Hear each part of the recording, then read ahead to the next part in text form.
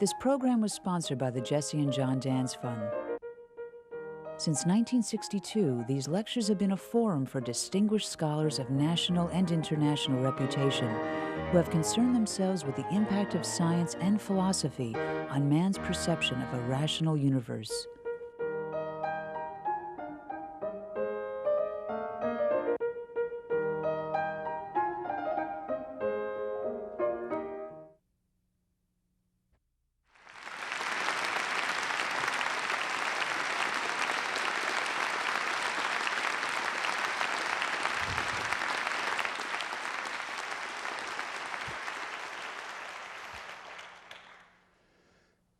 Well, this is a great occasion. I knew that before I came, but after hearing Heather's introduction, it's beyond expectation.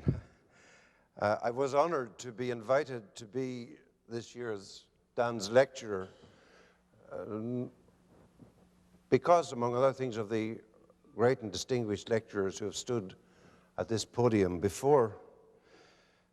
And I am doubly honored by having Heather McHugh make that introduction. Her own poetry was one of the reasons that when I came to America first made me feel it was a good place for a poet to come. Her work was and is totally alive, totally unsanctimonious, intellectually and emotionally fit as a fiddle. And her introduction is all the more credible to me because I believed what she was doing before we even met.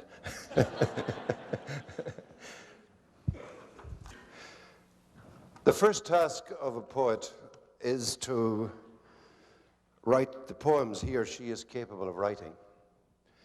But after that, it has always seemed to me that the next requirement is to stand up for poetry itself, and in some sense to stand in for it. Even at this late stage of our history, the words poetry and poet are still, after all, sacred words. At the end of the millennium, and more particularly at the end of the 20th century, in an era of wasted beliefs and leached out language, these are two words that still promise. At the very least, we rely upon them not to disappoint. Although most people will not have given the matter much thought, most people, I believe, want the words poet and poetry to retain their force and to withstand the deconstructing siege which nowadays surrounds anything pretending to aesthetic or spiritual indestructibility. What is the use, this is a line of my own, a couple of lines, what is the use of a held note or a held line that cannot be assailed for reassurance? That's what they're there for, I think. In this lecture, anyway, I want to give an account of my own, well, a belief in the good of poetry, its use as a held note or a held line. But what I have to say will be more like a confession of faith, I suppose, than a manifesto.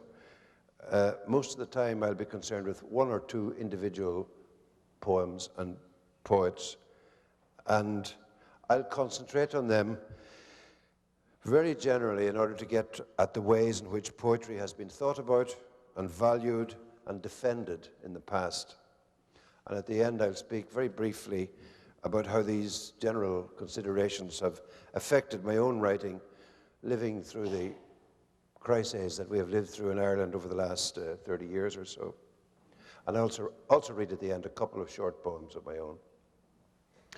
It is always necessary to keep mounting the defense of poetry, and from Aristotle to Philip Sidney to William Wordsworth and Shelley on down to T.S. Eliot, Wallace Stevens and beyond, there have been a series of classic apologias for the art. And I'm afraid that in my own inaugural lecture, Comme Professeur, as Professor of Poetry at Oxford, I added my minimal drip to this big reservoir of defense. But from the beginning, I have spent much of my life doing this sort of thing, but at very different levels. beginning in St. Thomas's Secondary Intermediate School in the Ballymurphy area of Belfast, and ending up more recently, indeed, as Heather said, at Harvard University. The degree of literary awareness in these audiences differed widely, and so did the degree of assent to the idea of poetry as a subject worth discussing at all. I have therefore known both the heckling of the have-nots of Ballymurphy, God bless them, and the appreciative gleams of the granny glasses in Harvard Hall. But in both places, there was a desire to have the reality and the verity of this art ratified. What was at stake was the credibility of a very venerable but hard to define category of human achievement called poetry. Even in Ballymurphy, it was a boys' school, the boys excluded by their social and cultural background from any contact with literary verse, and who were therefore disposed to regard it as some kind of fancy mystification. Even they were attracted despite their resistance. Peer pressure, the macho conventions of the playground in that boys' school, a class shyness in the face of anything that smacked of middle-class possession or pretension. All those negative pressures were operating on them. But like sunflowers in the sun, every now and again, the English classes, in the classes, something just steadied for a moment and something concentrated itself for a moment. Another thing that happened during the English classes, I want to recall here. About every couple of weeks, unexpectedly, like a small spring breeze dressed in a tweed suit and well-polished brogues, the headmaster of the school would suddenly appear and blow in through the classroom door. And then in one fluid approach, he crossed the front of the class, took the chalk from my hand, held it up like a starting pistol, and was kind of ready, steady, go. And he would say, "Right, boys." And then, "Right, Mr. Heaney." And then Mr. Heaney, he would say, opposite the whole class, "Did you ever notice, Mr. Heaney, when you look at the photograph of a rugby team in a newspaper, wouldn't you know to look from the look of the faces of those rugby players, which ones of them had studied poetry at school?"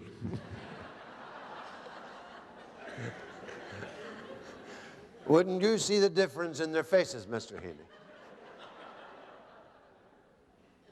And of course, unfailingly, I would answer, "Yes, Mr. McLaverty." Yeah. And McLaverty would then say triumphantly, "There you are now, boys. It's work hard, get your English exam, and don't be ending up like the rest of them down at the street corner there measuring your spits all day." And away he would go with all his vernal vigor and druid knowledge. Completely unforgettable.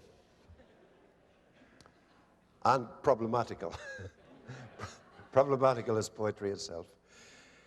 Problematical because it cannot be proved in the way a theorem can. One of the other things McLaverty carried with him was one of those old school compasses, so attractive, with a little plug of chalk at one end and a jabbing mechanism at the other. Anyway, McLaverty could only write QED at the end of his proposition about the transformative nature of poetry because I connived in his fiction, so to speak. And even the boys knew that, to use a phrase of Yeats's, we trafficked in mockery, as we do in Ireland to get at things in earnest. But it is precisely the trafficking in ironies and fictions and fantastic scenarios that allows us to get in close. The paradox of the arts is that they are all made up, and yet they allow us to get down to important truths. And McLaverty's caricature of the humanizing power of poetry was tempting, even though it was comic, because it was drawing upon 2.5 millennia, really, of Western theorizing, aesthetic and educational, about the good of poetry. From Plato to the present, from the Athenian Academy to the Parent-Teacher Association in the local school, there has been an ongoing debate about the place and the point and the choice of imaginative writing in the curriculum, and about the relevance of such material to the formation of the good citizen's sensibility and behavior. In fact, McLaverty's performance was itself a kind of parody of one exaggerated notion that has arisen from this humanist tradition. The notion is that there is a connection between the good and the beautiful, and that the study of the beautiful is conducive to virtue. Poetry, remember Sir Philip Sidney said, instructs and delights. And wily old Robert Frost was in there in that line talking about poetry, beginning in delight and ending in wisdom, shying from instruct because he knew people didn't take instruction if they were told they were being instructed. So that is certainly true for the writer, the feeling of moving from delight to wisdom. Maybe for the reader, but I wonder, is there a danger of expecting poetry to do too much? Can it really make a silk purse out of a sow's lug, as they say? But if there's a danger of expecting poetry to do too much, there's another and more prevalent danger of neglecting what it can do.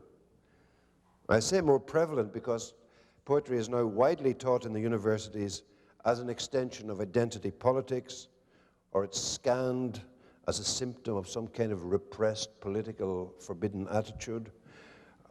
It is not entirely assayed or approved of as itself. What it can do in its proper function is testified not only by McLaverty's,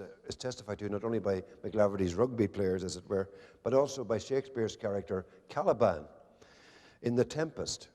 Caliban's description of the effect that Ariel's music produces on him could be read as a kind of paean to the effect of a poem upon a reader well tuned to receive it. I remember the lines, Caliban is telling Stefano and Trinculo about the mysterious tunes that come in on the air on Prospero's island.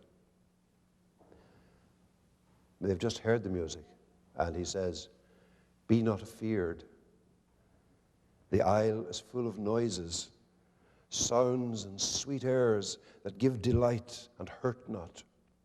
Sometimes 1,000 twangling instruments will hum about mine ears, and sometimes voices that, if then I had waked after long sleep, will make me sleep again. Sounds and sweet airs that give delight and hurt not. As a description of the good of poetry, it will do. Poetry is not required, it's not required that the experience of poetry change Caliban into another kind of creature. It doesn't expect to have a carryover effect on his behavior. The good of the poetry and of the music is first and foremost the thing itself. And the first principle is the principle which Wordsworth called in his preface to Lyrical Ballads the grand elementary principle of pleasure, which prompts us to say, in fact, that did me good. It always does me good, for example, to read a poem by Thomas Hardy called The Garden Seat, or more precisely, to recite it.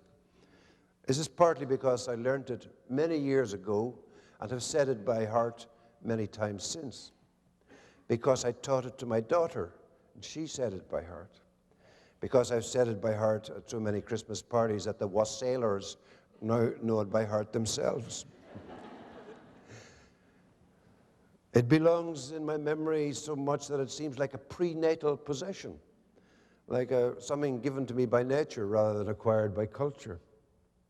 And a large part of its power comes from the fact that it is short and simple. The Garden Seat by Thomas Hardy. Its former green is blue and thin, and its once firm legs sink in and in. Soon it will break down unaware. Soon it will break down unaware. At night, when reddest flowers are black, those who once sat thereon come back. Quite a row of them sitting there. Quite a row of them sitting there. With them the seat does not break down, nor winter freeze them, nor floods drown, for they are as light as upper air. They are as light as upper air. Utterly simple, and yet not so simple, otherwise everybody would be doing it, I think. Why, you might ask yourself, if it is as easy as it sounds, aren't there more like it? It has the directness and the naivety almost of a folk song. It has those big, bold, primary colors of a child's drawing, blue and black, green and blue. And it has that simplest of all devices for underlining and evoking emotion, the repeated line. The meter is regular, but there are little variations and so on. I was going to talk about the meter, but let's forget it. Yeah, we can see all that. But I cannot actually forbear to mention what I'm sure you noticed. It's 12 lines and 6 of them end on the same rhyme. Air, air, air, air. But it's only at the last one, unaware, unaware. What is it? Better look. I can't remember them myself now. Unaware, unaware. There, there. And air, air. And it's only at the end, when the people have become insubstantial, that air opens into full airness. With them the seat does not break down, nor winter freeze them, nor floods drown, for they are as light as upper air. They are as light as upper air. The garden seat may be about the evanescence of human lives, but you could also say that it's a demonstration of how poetry brings human existence into a fuller life. The subject is the thinning out of the life and the flesh, but the effect of the poetry is to amplify our sense of the boundlessness of those presences.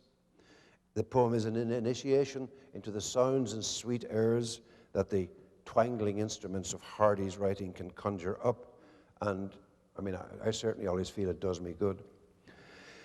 When the reader says, "It did me good," or thinks that, the reader's means that the experience was, in old revered terms, dulce rather than utile. It was sweet rather than useful, to translate into their simplest English equivalents the two terms that Horace, Quintus Horatius Flaccus, old Horace himself, used in his Ars Poetica to describe the possible effects of poetry. Horace wrote that treatise on poetry, and it has given a lot of trouble since to anybody writing a similar kind of thesis. The dulce and the utile, the sweet and the useful. And of course, he was given a lot of trouble, I suppose, by Aristotle, because Aristotle had got this notion that was good for the citizen to turn up at a Greek drama. It helped the citizen personally, and it helped the polis generally. So there was that feeling that you were undergoing something worthwhile and good in general when you went. Horace, to put it in McLaverty speak, would believe if you looked into the eyes of the gladiators, you could tell which one had spent a while at the poetry scrolls, you know. I do not wish to demean or demur from Horace's or anybody else's notion that there is an utile dimension to poetry, certainly not. I just want to simplify the issue in order to address it in this very hit-and-run way. And the truth is, in fact, that much of the criticism that I myself have written has kept returning to this question of whether poetry, whether and how, well, not so much whether as how poetry can be a creatively free activity, and at the same time an art which can claim to have positive carryover effects in the social, in the educational, in the political realm. The fact that the answer is yes to that, whether it can do that or not, the fact that the answer is yes doesn't lessen the difficulty of arriving at that answer. So what I'd like to do now, briefly, is to discuss very simply some of the pressures that poetry has come under in our time and some of the reasons why it continues to hold its own as an indispensable form of human expression. The main reason for its continuing centrality in our era is implicit in a typically cogent and suggestive statement by Czesław Miłosz, who says somewhere simply, what is articulated strengthens itself. What is not articulated tends towards non-being. What poetry articulated and strengthened in our time was the primary good of life itself.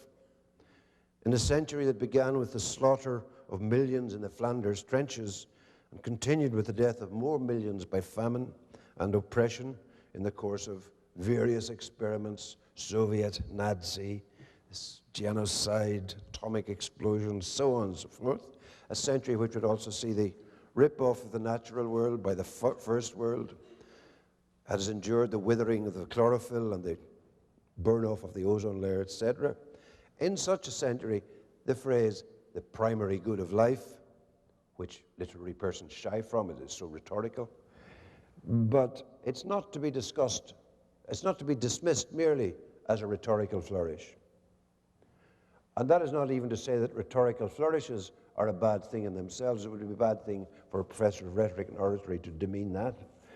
But one of the greatest rhetorical flourishes of the century has been an affirmation of the good of poetry itself. The lines I'm thinking of come from the third section of W.H. Auden's famous poem, In Memory of W.B. Yeats, written in 1939, between the month of January, when Yeats died, and the month of September, when Germany invaded Poland and World War II began. These lines now cannot help but be heard as something more than an elegy for a poet. It isn't just hindsight that makes them ring like a gauntlet thrown down in the face of that history. I'm going to read the passage in a moment, and when you hear it, you will realize that this is the voice of the spirit at bay and making a stand. And what I want to emphasize in this context, however, is that the spirit is making a stand not just on its own resources, on Auden's natural combativeness and genius, but is making a stand upon the basis of poetic tradition itself. The metrical base of this poem brings up echoes and brings up all kinds of reinforcement from the back of the language and the back of the mind and the back of the cultural memory. The meter is the same meter as tiger, tiger, burning bright in the forests of the night. It's the same meter as Yeats's own under bare Ben Bulben's head in Drumcliff churchyard, Yeats's laid. Anyhow, here are the stanzas in memory of W.B. Yeats, third section, in a shortened version as they were published, in a shortened version of the ones that were published in 1939. Earth, receive an honored guest. William Yeats is laid to rest. Let the Irish vessel lie emptied of its poetry. Time that is intolerant of the brave and innocent and indifferent in a week to a beautiful physique, worships language and forgives everyone by whom it lives, pardons cowardice, conceit, lays its honors at their feet. In the nightmare of the dark, all the dogs of Europe bark, and the living nations wait, each sequestered in its hate. Intellectual disgrace stares from every human face, and the seas of pity lie locked and frozen in each eye. Follow, poet, follow right to the bottom of the night. With your unconstraining voice, still persuade us to rejoice. With the farming of a verse, make a vineyard of the curse. Sing of human unsuccess in a rapture of distress. In the deserts of the heart, let the healing fountain start. In the prison of his days, teach the free man how to praise. The poem is as much a rallying cry as it is a lament. And a rallying cry is, by its definition, utile, as well as dulce, since it rallies people to do something, towards something. In this case, towards a continuity of effort and a maintenance of trust in the efficacy of human creativity and endurance. And in fact, the effect of Auden's ringing conclusion to this poem is to contradict something which he says earlier on, in a line that is perhaps the most quoted of the poem, maybe the most quoted in Auden, the most misrepresented also of the lines he wrote. A line which says, poetry makes nothing happen. This is often taken as putting the blame on poetry for falling short in some kind of way. It's read as a bad mark against the art, as if poetry wasn't measuring up or couldn't measure up. But in fact, the line accuses the art of no such thing. It occurs in a passage where there is no suggestion that poetry, taken simply as poetry, is anything less than a necessity of life. The declaration that poetry makes nothing happen comes in the second part of this elegy, where this young left-wing English star of the 30s is thinking of the dead Irish bard. The man who had, with great romantic extravagance all his life, flirted with nationalism, well, not a flirted, full-scale embrace of nationalism, and who had dreamt of an Ireland, as he said, terrible and gay, the dream of the noble and the beggar man. Silliness, Auden calls this in his elegy. And the silliness is meant to include Yeats's habit of dwelling in country houses with Lady Gregory and Lady Dorothy Wellesley and Lady this and that. But even that silliness, Auden can't quite bring himself to rebuke it in Yeats. The tone of this section is at least conciliatory and at best a celebration. And it goes like this. You were silly like us, the young stars of the 30s, the old guy gone. You were silly like us. Your gift survived it all. The parish of rich women, physical decay, yourself. Mad Ireland hurt you into poetry. Now Ireland has her madness and her weather still, for poetry makes nothing happen. It survives in the valley of its making, where executives would never wish to tamper, flows on south through ranches of isolation and the busy griefs, raw towns that we believe and die in. It survives a way of happening, a mouth. Auden salutes this dead bard because he ensured the survival of his gift in the midst of what he calls Ireland's madness, which I presume to be an English word for Irish politics, Irish violence, Irish legendary personalities, all that high, dangerous, glamorous, energetic, passionate gang that Yeats was involved with all through his life.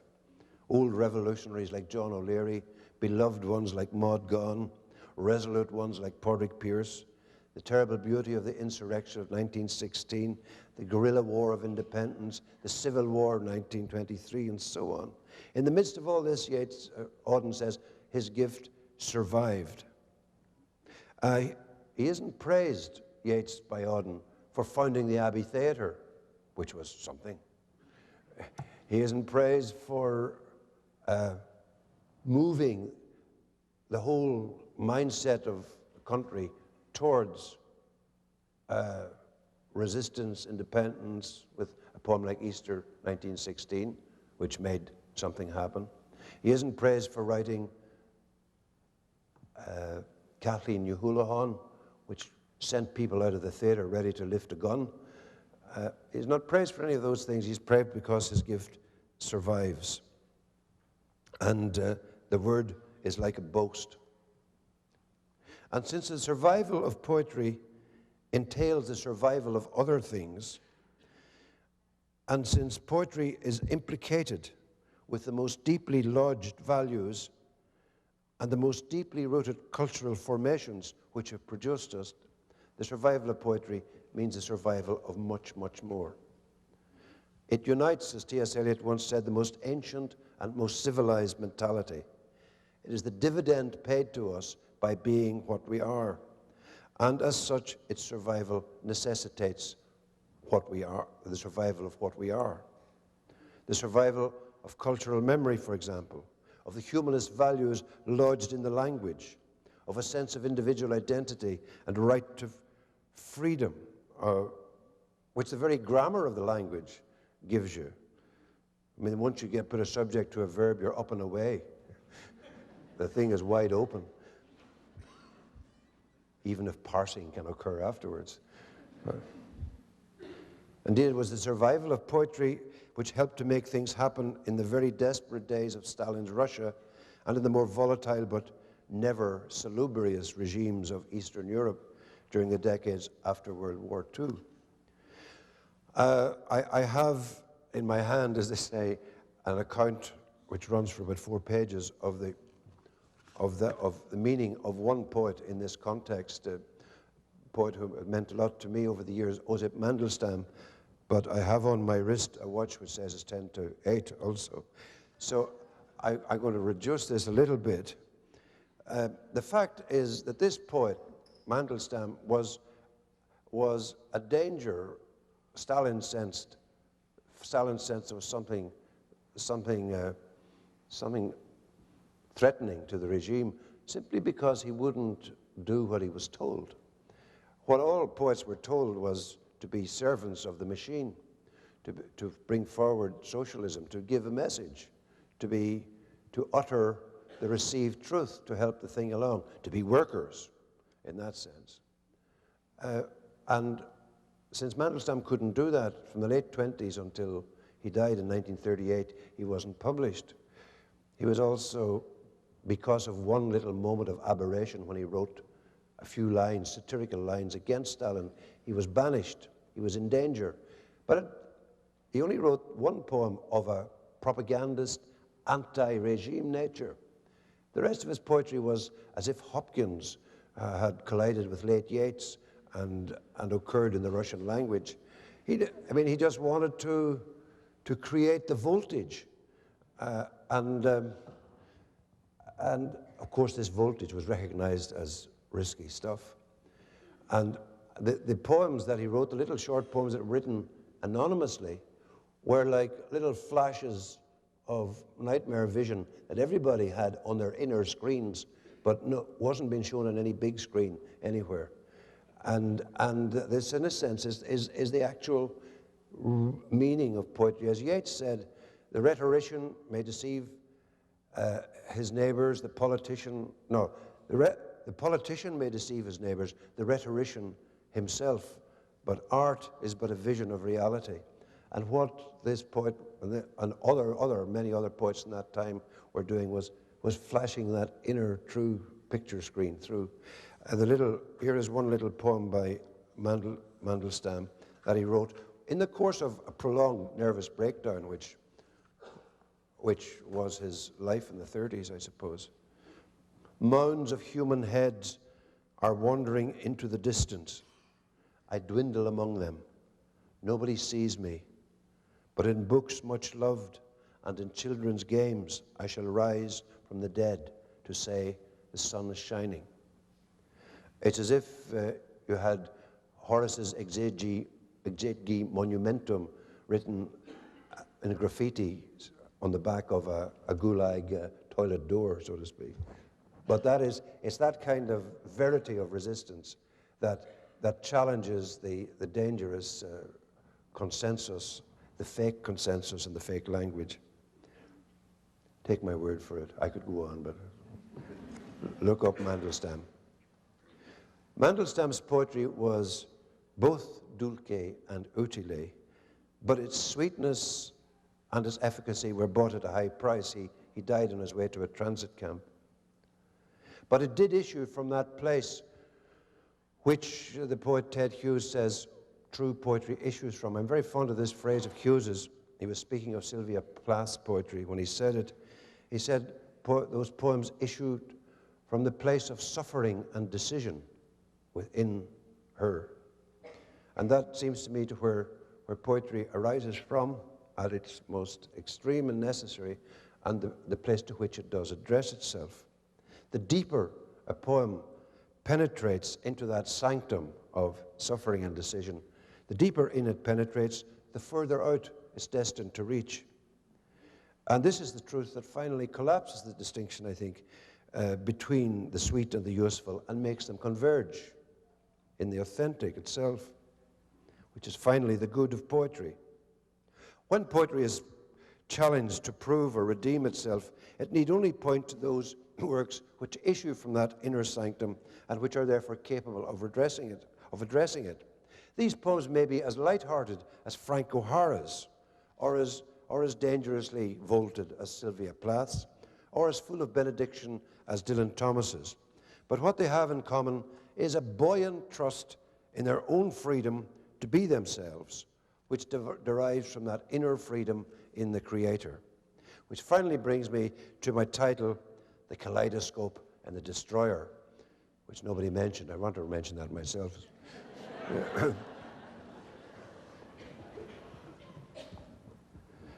What I wanted to suggest by these two words was, on the one hand, the visionary possibilities of poetry, the way it has traditionally been seen as a dome of many-colored glass, the eterna margarita, as Dante calls it, the pearl of foreverness, really. That on the one hand, and on the other hand, as Mandelstam shows us, as Svetaeva showed us, as Paul Celan showed it, as Wilfred Owen and so on, the ability to look the negative evidence in the face and not be turned to stone or not to be exhausted. Excuse me. But these elevated associations should not be allowed to overwhelm my title's humble origins. What happened was this. One Christmas morning in the late 1940s, an aunt of mine presented me with a kaleidoscope. The first kaleidoscope I'd ever seen. A little navy blue, three-sided wonder vehicle, kind of a vision finder. Prism-shaped outside, prism brilliant inside. Something you couldn't help lifting to your eyes just for the sheer delight of it. I had other toys, I'm sure, but this was a definite bonus, and this is the one I remember. Something out of the ordinary. So I went across the road immediately to see what my neighbor, Tommy Evans, had got. And when I arrived, Evans was on his knees at a water butt, a small water tub, and he was pushing through the stirring water of this water butt a beautiful toy destroyer. A Royal Navy vehicle painted blue, grey, black, little gun emplacements on every deck, little lifeboats cleaving the water. There I was with my bloody kaleidoscope.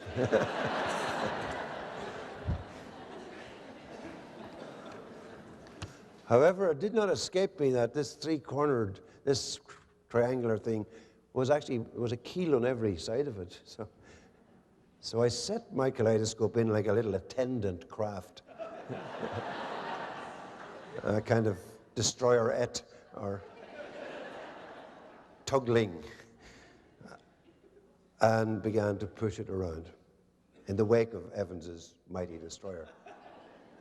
But of course, inside about 3 or 4 minutes, it went stodgy, sludgy, cardboard pithy dirty, and more or less sank.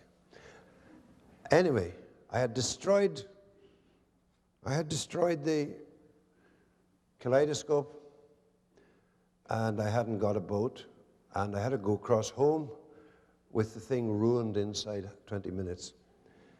And I'll never forget it, a kind of a sense of sweet regretfulness, slight guilt, more than slight guilt, that Christmas morning. Now, at this distance, and from this elevation, it is easy to see that the two toys represented two different orders of play, if you like. Tommy's battleship was a socializing and politicizing instrument, especially when you realize he came from the other tradition. I mean, he was from the Unionist side, and he believed in the island race and the Royal Navy and all that, you know, gung-ho stuff. The Kaleidoscope, on the other hand, was not an imitation of the world where navies went to war. It was supplementary to it. The kind of play the Kaleidoscope offered was a bit up in the air, as it were, above the brim, as Frost might say, extraordinary. And at this distance, too, it's easy to say that while those two orders of play were not in contradiction or in opposition, it was nevertheless a mistake to wrench one of them from its proper element and immerse it in the other. If you're going to play destroyers, go and get a destroyer. If you're going to play vision mixers, lift your eye to the viewfinder. Or if you still must play destroyers, pretend you see it in the lens, actually. I hope I don't need to labor this point of how it all relates to the place of poetry in the order of reality, or the good of it.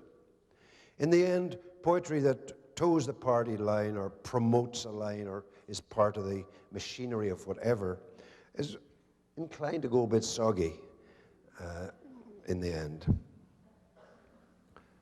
Both the Kaleidoscope and the poetry that is in the party line have allowed themselves to come down in the world a bit too far.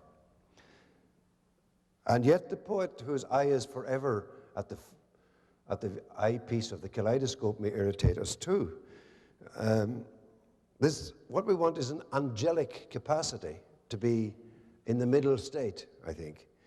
An ability to migrate between the two elements without losing one's soul or one's body to one or the other. It's quite easy and attractive to state this in parable form, of course. It's quite another thing to live through the reality of what it means in the course of your day-to-day existence and unease as a poet. So I want to end by reading two poems of my own and commenting on them in the light of some of the things I've just said. The first one I wrote when I came through into the certainty that poetry is its own reward. I was always absolutely sure of this with regard to other people's work. I mean, from Blake to Hopkins, wherever, Shakespeare, wherever you want to go, there's no need to worry when you say inverse Ned to yourself or the tiger or whatever. Sure, that's fine. There's no need to prove that to yourself. You just promulgate it and glorify it. Other people's poetry is one thing, but the stuff you're writing or have not written or might write yourself is something very different. Anyhow, by the mid-1980s, I had written a long sequence of poems called Station Island, at least long for me it was. And it was a kind of confrontation by this guy going towards his 50s, going towards the age of 50, with a confrontation with my own Irish Catholic, Ulster Catholic past. It was a kind of artistic and even moral examination of conscience, a flushing out of the repressed anxieties, whether or not, as a member of the minority from Northern Ireland, I shouldn't have been more politically active, facing the self-accusation that I might have done more to give utterance to the waste and the loss and the sheer pain that had marked lives on both sides. All that, of course, the heckler in yourself says, yeah, when you start to think about writing about that. There is always a difference between the poetry you would like to write and the poetry you are given to write. And that is one of the stresses of negotiating your life. But let that hair sit, as they say. Station Island ended up, the sequence of poems ended up with a character, a ghost, a shade appearing. And he spoke to me in terza rima. And this was the shade of James Joyce. Pretty daunting stuff, actually. Even though you were inventing it yourself, it still put the wind up me. So he said, stop worrying. Get on with it.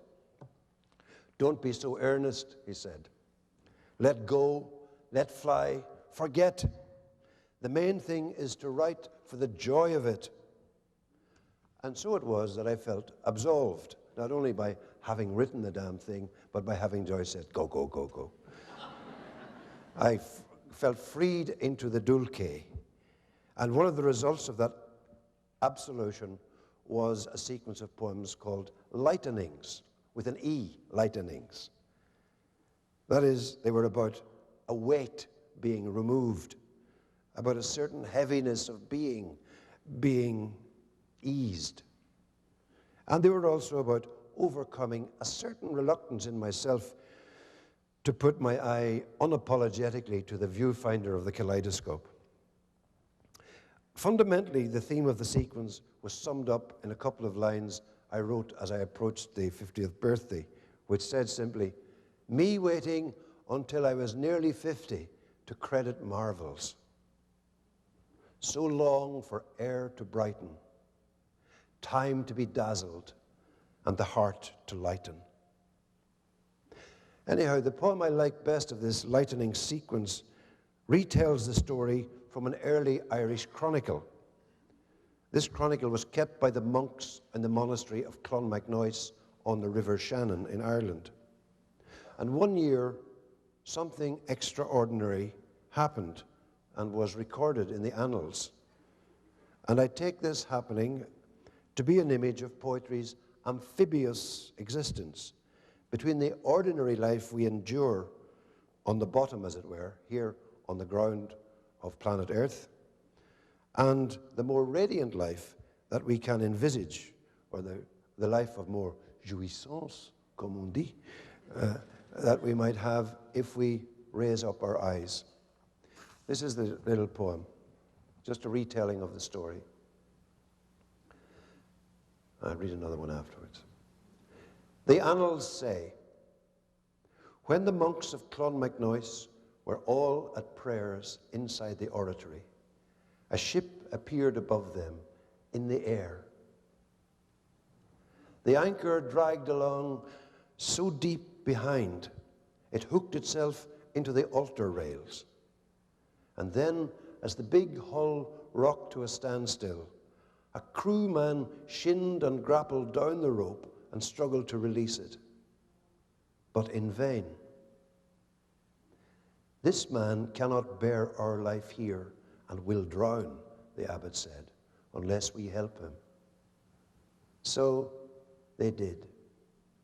The freed ship sailed, and the man climbed back out of the marvelous as he had known it.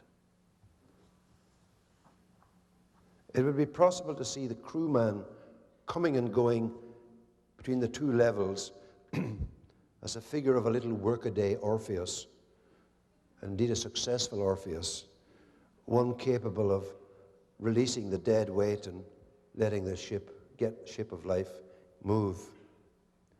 But because of the unexpectedness of the crewman's arrival upon the scene, and his briskness, and the aura of zany truth that hangs about him, he also reminds me of my unforgettable headmaster, Mr. McLaverty.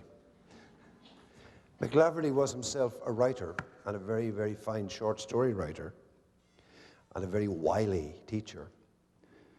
And in those days, when I had published nothing at all, but was glimmering, he gave me great encouragement. In a sense, I was fostered by him. And I was very lucky to feel the force of his total conviction about the worthwhileness of good writing and the seriousness of commitment which vocation to write entailed. He didn't teach me the garden seat, but he could have. He had this habit of coming suddenly up to your face and saying a line straight into it. Or of just uttering the title of something that you had to read. Mr. Heaney, The Death of Ivan Illich.